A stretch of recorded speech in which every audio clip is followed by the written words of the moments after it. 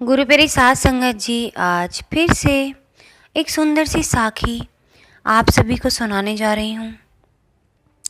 गुरु प्यारी साध संगत जी, आज जो दौर चल रहा है ये दौर गुजर जाएगा। एक दिन ऐसा आएगा जब सब कुछ ठीक हो जाएगा, क्योंकि हर घड़ी हर समय एक जैसा नहीं रहता। तो गुरु प्यारी साध संगत जी, हिम्मत रखें ऐसे में कि एक दिन ज़रूर सब कुछ पहले जैसा हो जाएगा, एक दिन सब कुछ नॉर्मल हो जाएगा। ये दिल में उम्मीद रखें। आज की जो साखी है वो हमें यही बताएगी कि हमें दिल में आस रखनी चाहिए कि आगे आने वाला जो समय है वो ज़रूर ठीक हो जाएगा। हमें यूँ हिम्मत नहीं हारनी चाहिए। कभी भी कोई बुरी स्थिति आती है हमारे ज़िंदगी में, कोई बुरी परिस्थिति आती है तो आगे कुछ ना कुछ अच्छा लेकर आती है। ये बात बोलना और समझना बहुत मुश्किल है। बहुत हिम्मत चाहिए इस बात को बोलने के लिए भी और समझने के लिए भी। इस साखी से ज़रूर हम समझ जाएंगे कि किस तरह परिस्थितियाँ जीवन में बदल जाती हैं। एक जैसी परिस्थिति कभी जीवन में नहीं रहती। तो आइए गुरु प्यारी साध संगत जी, सुनते हैं आज की ये सुंदर सी साखी। ये कहानी है उस समय की जब महाराजा दशरथ का समय था। महाराजा दशरथ को जब संतान नहीं मिल रही थी तब वो बड़े दुखी होते थे। और बड़ी जायज़ सी बात है कि औलाद के बिना जीना ऐसे लगता है जैसे बेवजह यूं ही जीते चले जा रहे हों। इस मानस जन्म में औलाद का होना बहुत ज़रूरी होता है।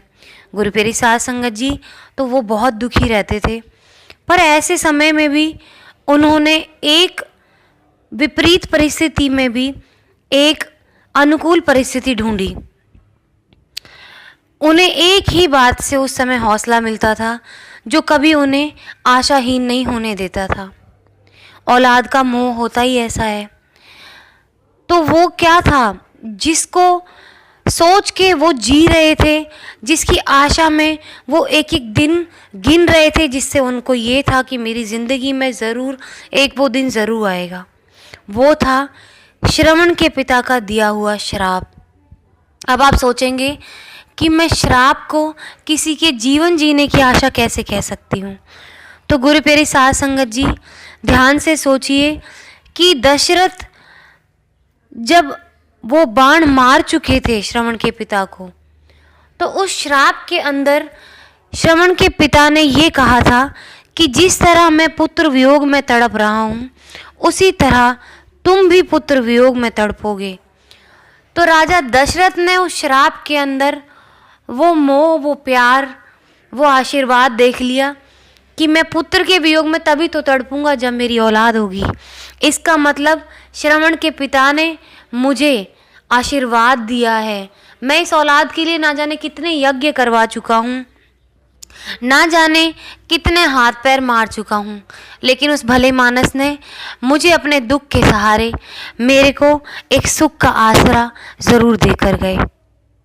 तो ऐसी होती है आस कि विपरीत परिस्थिति में भी उन्होंने अनुकूल परिस्थिति ढूंढ ली और इसी के सहारे उन्होंने अपना जीवन काटा कि मुझे ज़रूर संतान की प्राप्ति होगी, क्योंकि उस भले मानस ने मुझे श्राप नहीं, मुझे तो वो आशीर्वाद देकर गए हैं।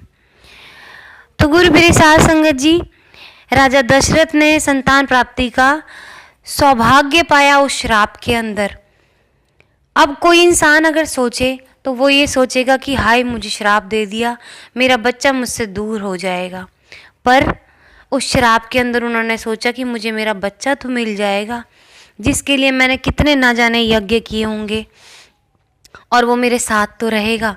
और इसका भी तय है कि मेरा बेटा जवान होगा, क्योंकि श्रवण भी जवान था जिस वक्त श्रवण के पिता की मृत्यु हुई। तो कम से कम मैं अपने बच्चे के जवान होने तक का समय तो अपनी आंखों के सामने देख लूँगा। तो उस विपरीत परिस्थिति में उन्होंने उस अनुकूल परिस्थिति को ढूंढा। और गुरु प्यारी साध संगत जी, ऐसी ही एक कहानी सुग्रीव जी की थी। जब माता सीता को ढूंढा जा रहा था और सारे वानर जो थे पृथ्वी पर अलग अलग दिशाओं में घूम रहे थे। तो सिर्फ सुग्रीव को पता था कि हमें कौन सी दिशा में जाना है। क्यों? क्योंकि सुग्रीव के पीछे एक परिस्थिति आई थी जब बाली ने उनके साथ बुरा किया, बाली ने उनको घर से निकाल दिया और बाली के डर से वो पूरी पृथ्वी पर मारे मारे फिरे। जब वो पृथ्वी पर मारे मारे फिरे तो उसी दौरान उन्होंने पूरी पृथ्वी का भ्रमण कर लिया था, पूरा भूगोल उनको याद हो गया था। इसी वजह से सीता माँ को ढूंढने में सबसे ज़्यादा मदद किसी ने की तो वो सुग्रीव ने की। अगर उन पर विपरीत परिस्थिति ना आती तो ना वो भूगोल को जान पाते और ना सीता माता को ढूंढ पाते। तो हर एक विपरीत परिस्थिति हमेशा जिंदगी में अनुकूल परिस्थिति लेकर आती है। गुरु प्यारे साध संगत जी, आज का जो मुश्किल भरा समय है उसको सिमरन में निकालें, 24 घंटे सुमिरन करें। अब हमारे पास समय है। हम हमेशा कहते थे कि हमें समय नहीं मिलता, हम ऑफिस जाते हैं, हम ये काम करते हैं, हम वो काम करते हैं, सुमिरन के लिए कहाँ से समय निकालूं। तो गुरु प्यारी साध संगत जी, मेरा तो खुद का मानना ये है कि सुमिरन के लिए कोई एक परफेक्ट समय कुछ नहीं होता। सुमिरन आप चाहो तो सुबह से लेकर रात तक, जब तक आपकी आंखें बंद होती हैं तब तक आप सुमिरन कर सकते हैं। लेकिन जिन लोगों ने बहाने बनाए थे कि हमारे पास ऑफिस का काम होता है, हम सुमिरन कहाँ से करें, तो चलो कोई बात नहीं, अगर आपको कोई राह नहीं सूझी, अब तो समय है, आप तो बैठ के सुमिरन कर सकते हैं। अब तो घर में समय ही समय दिया हुआ है। पिछले साल भी ऐसा हुआ था। गुरु प्यारी साध संगत जी, इस परमात्मा ने हमें बनाया है तो उसका शुक्रिया अदा करें।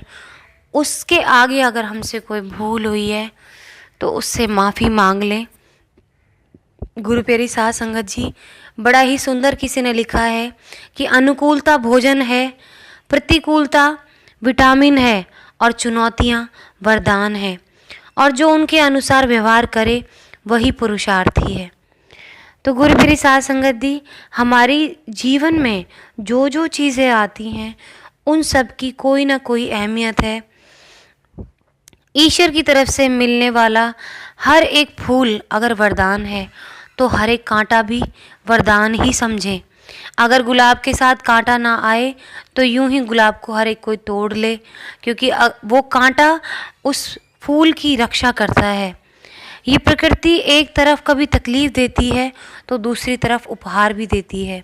जैसे बच्चे को दांत निकलते समय तकलीफ़ होती है ना, या चलते समय बार बार वो गिरता या रोता है, पर परिणाम स्वरूप उसे प्रकृति माँ से क्या उपहार मिलता है ये सब जानते हैं।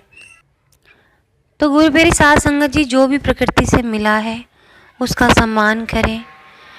और गुरु प्यारी साध संगत जी, अगर आज मिले सुख से आप खुश हो तो कभी अगर कोई दुख विपदा अड़चन आ जाए तो घबराएं नहीं, सिर्फ उस परिस्थिति में सुमिरन करते रहें 24 घंटे। हमें दुख में सुख में सब में सुमिरन करते रहना है। क्या पता आगे ना जाने हमारे कौन से सुख की तैयारी हो जाए। गुरु प्यारी साध संगत जी, हिम्मत रखें। एक दिन सभी न्यूज़ चैनल पर क्या पता आप देखेंगे कि आज कोई भी ऐसा केस हमारे देश में नहीं आया है जो महामारी का फैल रहा है। एक दिन आप पढ़ेंगे कि आज इस महामारी के कारण किसी की भी कोई मृत्यु नहीं हुई है। एक दिन आप ज़रूर देखेंगे कि एयरपोर्ट और रेलवे स्टेशन पर वही लंबी कतारें लगेंगी। फिर से हमारे बच्चे स्कूल और बस में वैन से वैसे ही जा रहे होंगे। फिर से सिनेमा हॉल लगेगा, फिर से हाउसफुल का बोर्ड भी लगेगा, फिर से हम एक दूसरे के गले लगेंगे और शादियों में इसी तरीके से धूम मचाएंगे। तो उम्मीद रखें, मैं भी उसी दिन का इंतज़ार कर रही हूँ।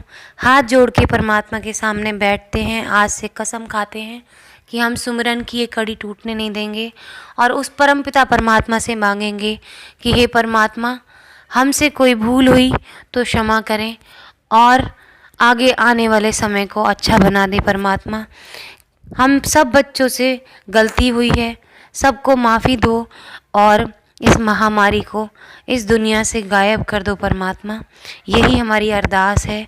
हर इंसान स्वस्थ रहे, मस्त रहे, तेरा सुमिरन करता रहे और उसको सद्बुद्धि मिले ताकि वो हर एक किसी के बारे में अच्छा सोचे।